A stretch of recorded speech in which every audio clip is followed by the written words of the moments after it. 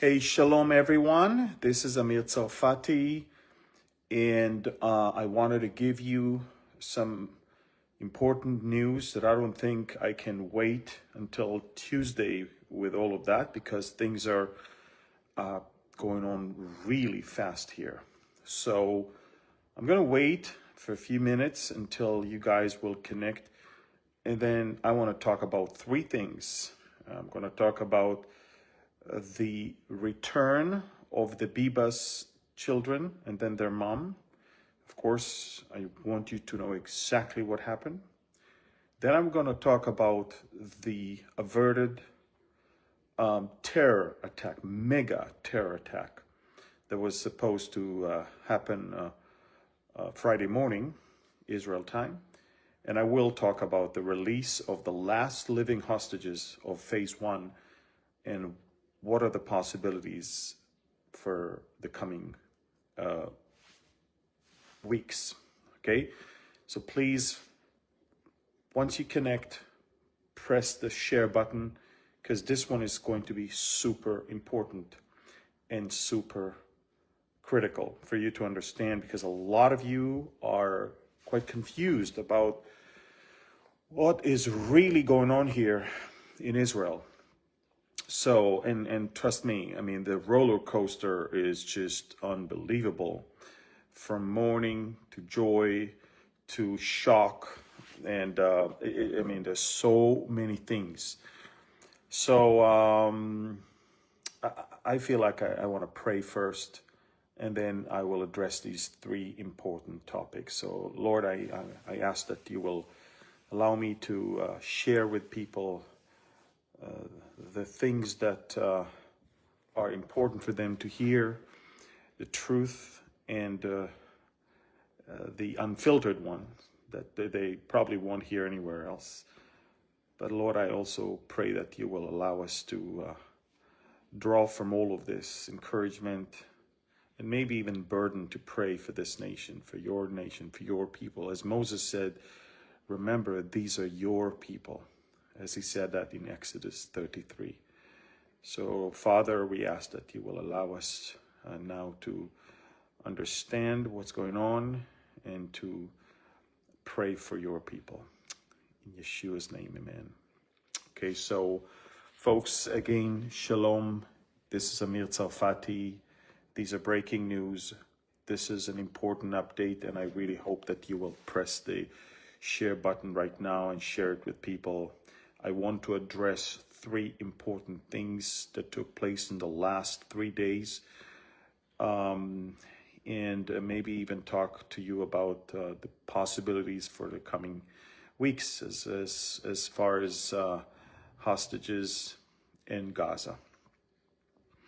So let's talk first about the return of the dead hostages on Thursday. Okay, so we kind of knew that the Bibas kids and their mom Shiri are going to come back in coffins, and of course we also had another hostage that came back, an older person that came back dead. But as far as Shiri and her two kids, you know, I've been trying to hint for the longest time via my Telegram messages and also on video. I've been trying to hint to you all that we kind of know that they're dead. But you know, the reason why I didn't say it explicitly is because no one wanted to take the risk that, you know, we might be even in 1% wrong. But starting from the late October of 2023, we already received information that they're no longer alive, and that is exactly why they were not part of the deal in November of 2023.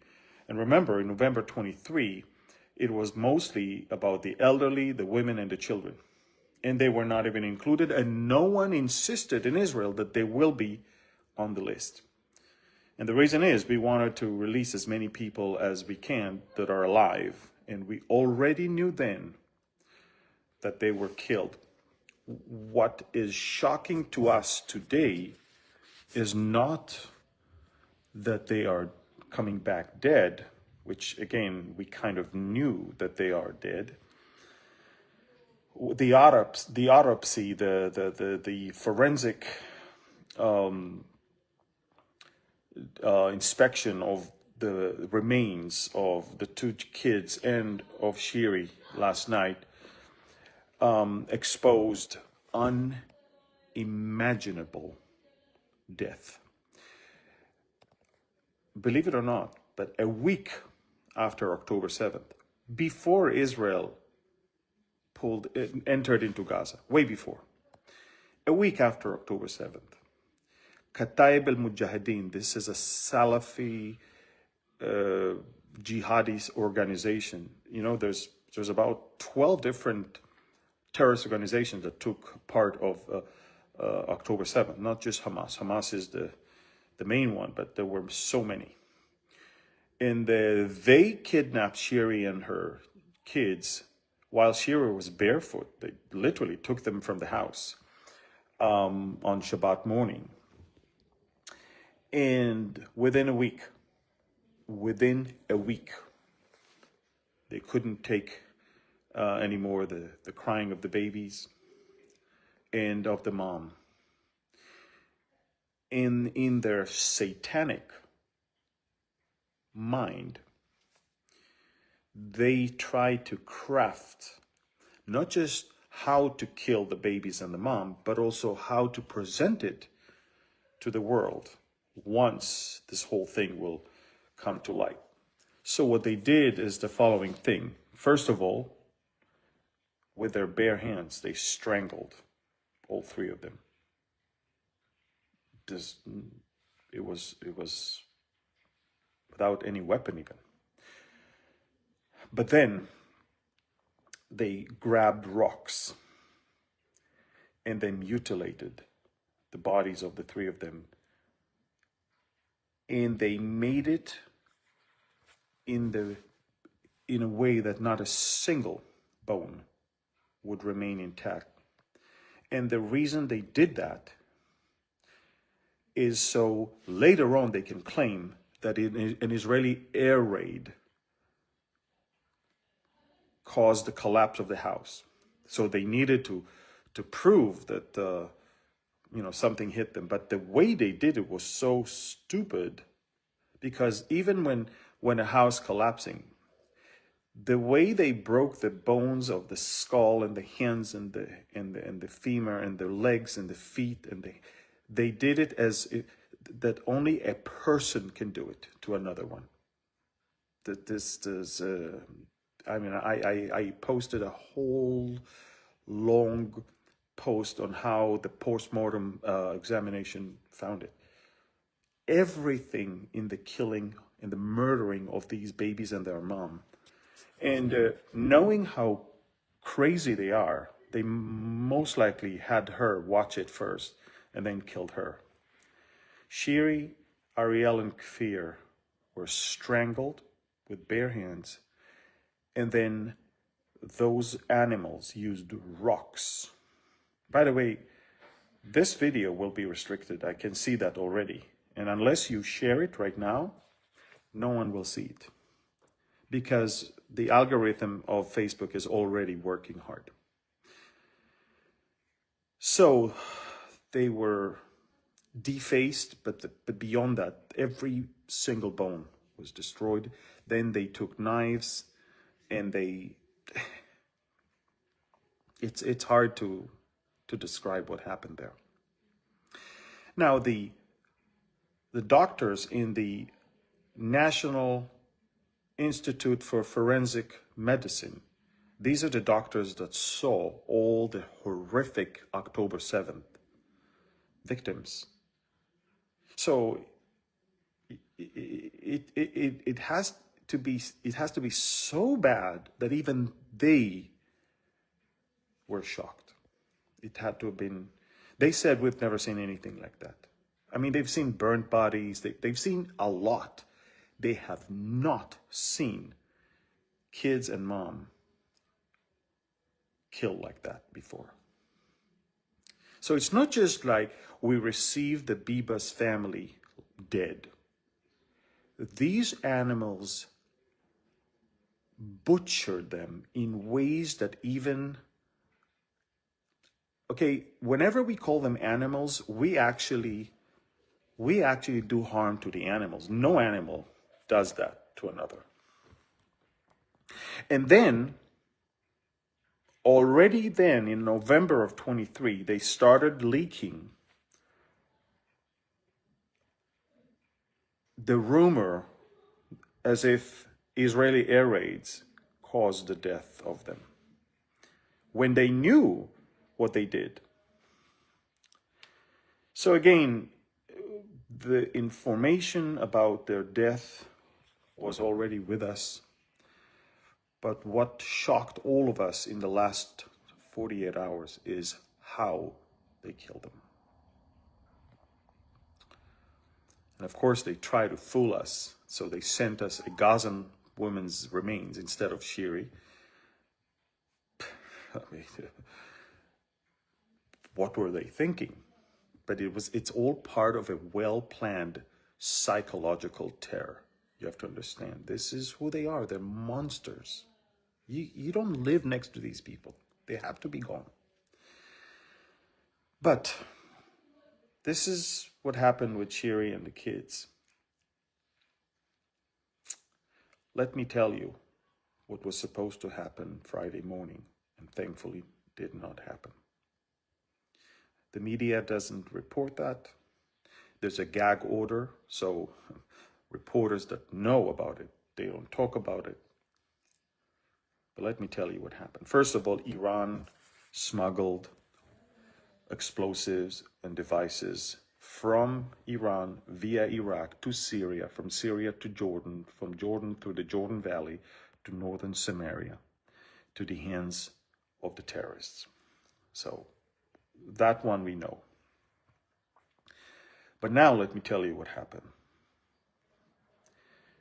A group of terrorists managed to, under the radar of the Israeli intelligence, managed to infiltrate into the Tel Aviv area, south of Tel Aviv, the city of Bat Yam and the city of Holon. And I posted on Telegram videos of the terrorists, okay? I mean, they dressed like Israelis, and they boarded some public transportation buses and some of the light train carts. And they planted there in plastic bags explosives and also a watch, analog watch, that's supposed to, that was set to explode the following morning. The following morning, Friday morning, busy day, preparation for Shabbat, buses are packed, the train is packed. And they tell you that we found 2 explosives that did not explode, and in 3 buses they did explode, and blah, blah, blah. Let me tell you something, folks. And by the way, I can already see that Facebook is restricting this video. Share, please share. So the total number is 15 buses. And apart from that, there were supposed to be 5 suicide bombers that should explode within the light train. And all of that was supposed to distract all the Israeli emergency services so they can then have another group of terrorists invading from northern Samaria into Israeli towns and villages and butchering and kidnapping people there.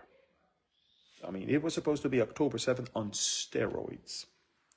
And the only reason we managed to thwart this or avert that is not because we were so great. It's not because our intelligence worked greatly. It's not because of anything like that. It's because the stupid terrorists, because of the analog watches, they mixed AM with PM, and instead of the charges exploding at 9 a.m. the following day, it exploded already at 9 p.m. the night before, where the buses were already empty and parked. In one of the cases, at least one bus, the driver was told that there is a bag there. He got all the passengers off the bus. He drove it to the parking area. He got off the bus, and then it exploded. Now, again, the explosive was supposed to explode the following morning. So because of 3 explosives that exploded prematurely, we stopped all traffic of Israeli public transportation, and all drivers started searching their buses, and we found so many more. Same thing with the light train, with the explosive, and we caught some people that were involved in all of this. That's why we know exactly the whole plan. A lot of people don't talk about it.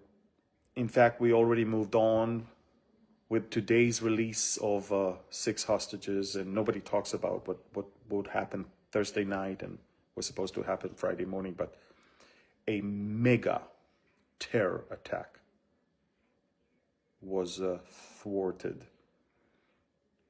by the grace of God, and not thanks to anyone in Israel.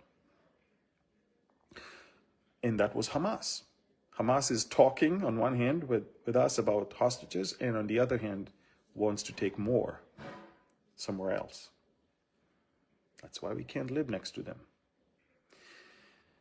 And the last thing I wanted to talk about, and again, guys, this video is right now being restricted because of the content. So unless you share it right now, no one will see it. And the last thing I want to talk about is the release of 6 hostages today. It was beautiful. These are the last 6 living hostages from phase 1. And next week, we're supposed to get another 4 coffins of 4 other hostages whom we know they're no longer alive. And that's it. Phase 1 will be concluded. And you're probably asking, so what's next? And probably you're asking, why do we even release that many terrorists?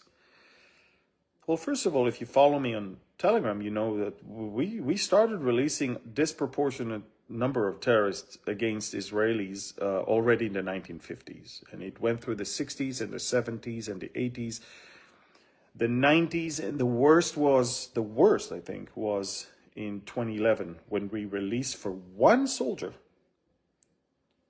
1,029 terrorists, among which Yahya Sinwar, the architect of October 7th, was.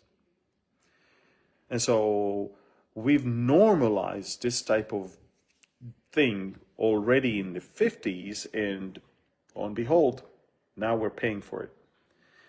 Now, when a country is willing to pay thousands of terrorists for few of its own, it's inviting more kidnapping, because they know that we're willing to pay that much. They know that we're negotiating. They know that we care so much about our people that the best thing to do is kidnap them. That's why they kidnapped 251 people on October 7th. And then they recalculate their route and they realize, oh, we have too many, actually. It's actually a headache. We have to release those that we don't really need. So they released in phase 1 for a much smaller number of prisoners. They released over 100 people. But these are the people they didn't want to stay with, the children and the women and the elderly ones at that time. And they kept 140 something. Now, of course, Israel was able to find a few alive, to rescue some. We found a few bodies of hostages that were murdered by Hamas. But all in all, when we entered the deal, phase one was supposed to release 34 living hostages, living and dead hostages, and of course what is left now is 59, of which we know that 36 at least are dead. So there's only 24 that are alive, if maybe even less than that. So they left them last because these are Israeli soldiers, for the most part, 19 of them. And so now phase two is, and let me explain why I don't believe phase two is going to materialize. Phase two, basically, Hamas says, we will give you everyone back, everyone. But in return, we want three things. We want all the Israeli troops out of Gaza, including the Philadelphia corridor, the security perimeter, everyone out. We want to stay in power, and we want Gaza to be reconstructed. Now let me explain something. If all the Israelis will leave, Hamas will recover, because once you leave Philadelphia corridor, weapons will start flowing again from Egypt. Second, if you leave the perimeter without Israeli soldiers, then once again they can come all the way to the fence, which is hundreds of yards away from the Israeli settlements that have been already attacked. And number three, there is no way Israel is going to leave Hamas in power, because Hamas already said they're going to do it again. Now, I don't know if you understand, but Hamas will never, ever give up all the hostages, because that's the insurance policy for Hamas to stay in power.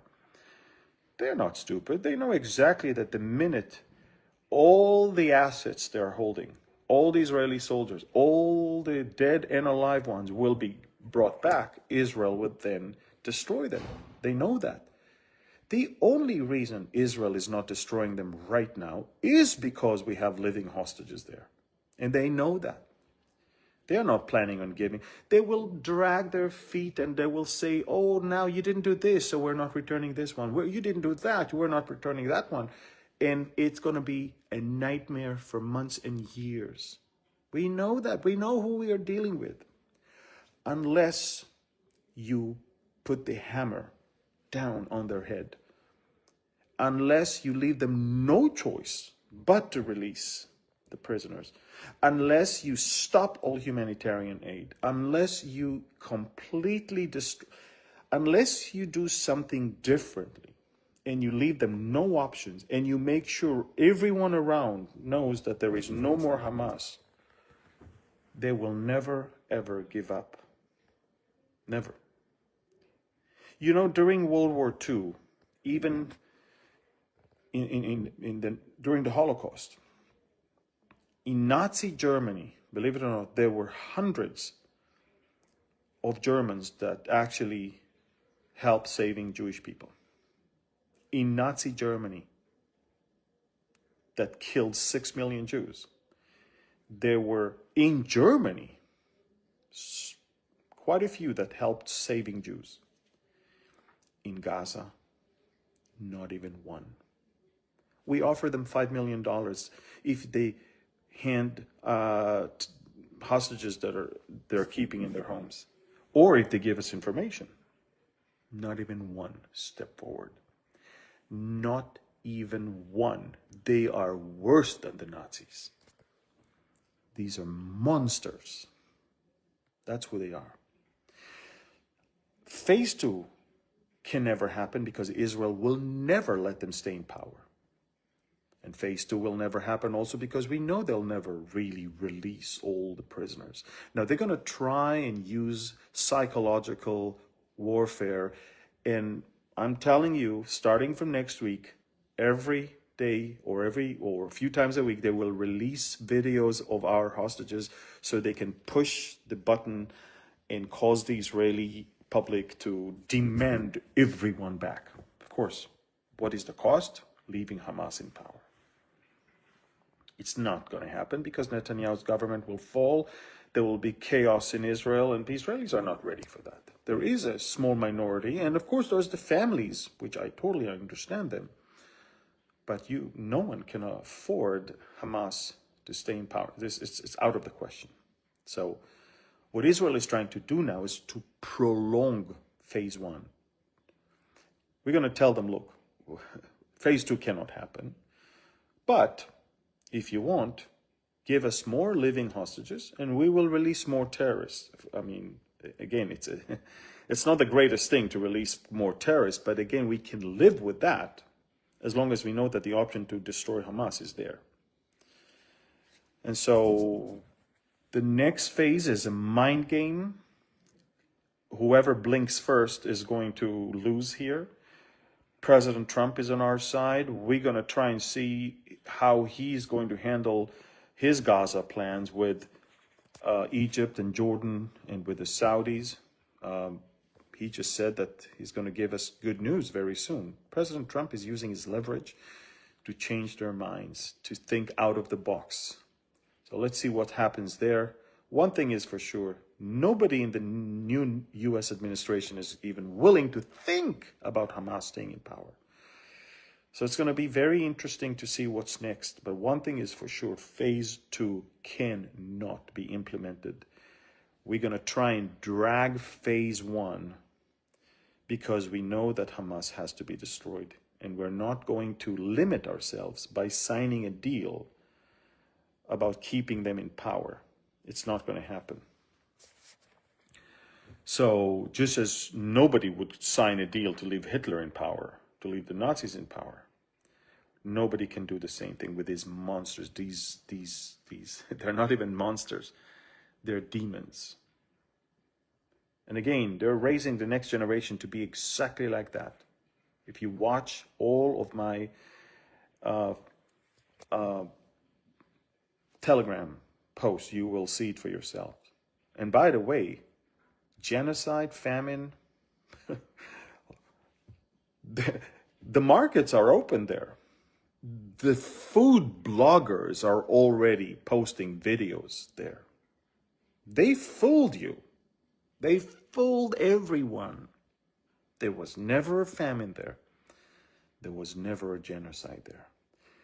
You know, genocide is when you have less people at the end, not more. Gaza now, the big channel of Hamas, just said that there's actually more people now than there were in the beginning of the war. There are more babies now than before. They fool the whole world, and the world believed them because the world loves the lie. That's it. So I want you to share this video with people so they understand what happened to the Bibas family, so they understand the unbelievable miracle that took place in Israel in the last 48 hours, and also that they understand what's next now that phase 1 is coming to an end. Share this video. Thank you, and please pray for Israel. Our nation is the left, the progressive left, has destroyed every part in this country. They're still holding the fortress of the judicial branch, of this deep state, of the media, and they're brainwashing people. It's sad to see that. Very sad. But we need prayers. And only God can really help us. And honestly, He needs to help us saving ourselves from ourselves. I mean, it's hard to see how the media is doing exactly the same thing it did in 2011 when they pushed and pushed and pushed and every newscast, every day. Today is 400 days since Gilad Shalit was imprisoned by Hamas, blah, blah, blah. And they pushed us to release 1,029 terrorists just for one soldier. And then one of those 1,029 was Yahya Sinwar, who pledged to do an October 7th so he can release all of his friends from the Israeli prisons. I wonder the architect of which future massacre we just released right now. and it's the media. And they brainwash people. That's why I call them the Medianites. And this is why, even though my eyes hurt, even though I don't sleep, but I insist on an alternative source of news, because they are evil. So please do me a favor, share this video with as many as you can.